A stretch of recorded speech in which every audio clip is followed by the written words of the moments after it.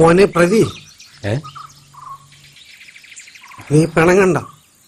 നിന്നെ ഒരു കുറ്റവാളിയായി കാണാൻ ഞങ്ങൾ ആഗ്രഹിക്കുന്നില്ല. അതുകൊണ്ട് നിന്റെ അമ്മാവനൊരു തീരുമാനമെടുത്തു.